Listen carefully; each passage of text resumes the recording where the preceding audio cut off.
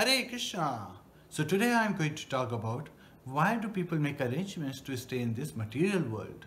In the previous class we discussed that this place, this material world, the samsara as we know it, is a place of misery, a dukkhalaya. All you get here is miseries after miseries. Yet at the same time, people are making arrangements. So let's think about it. This is something which is very important to understand. Just like a government punishes a criminal, and the criminal, his head is drowned in the water, and constantly there is a struggle for survival in the water. There is no air. So the criminal is trying to grasp for air. And then as he is drowning, just before he is about to die, his head is taken outside the water.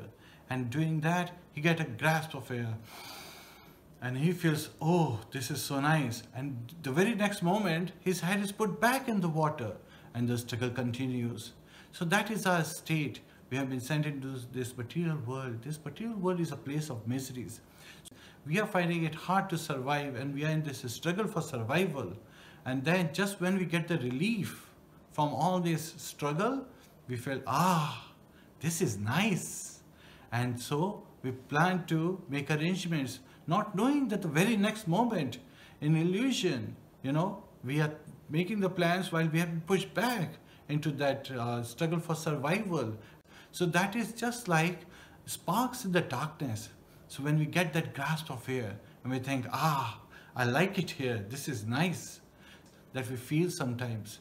While the scriptures and the saintly persons, they enlighten us that there is a spiritual world, a better world that is full of light.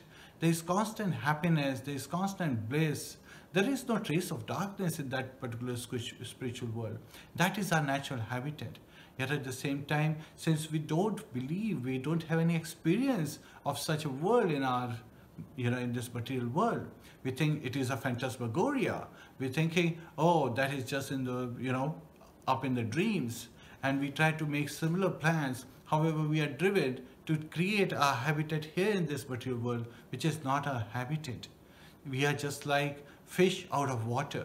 When the fish is in the water, it is its natural habitat. But when the fish is outside the water, if it's in the air or on the land, at the bank of the river, then it is constantly trying to survive. It cannot breathe, it cannot survive in that situation. It is a foreign land. So this material world is not a true home.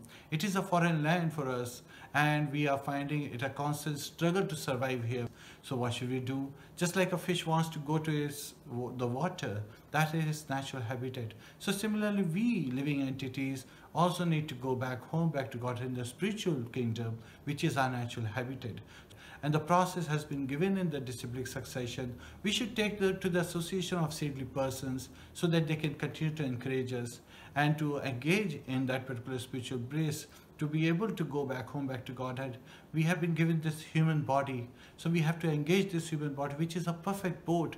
And to get the boat across the river, you have to follow the process. A process is essential, and the process starts with chanting of the holy name. So taking to the chanting of the holy name, we can engage in the devotional service, be in the company of the saintly persons, and go back home, back to Godhead, and not make any more arrangements to stay in this material place, which is a place of misery and suffering. Hare Krishna.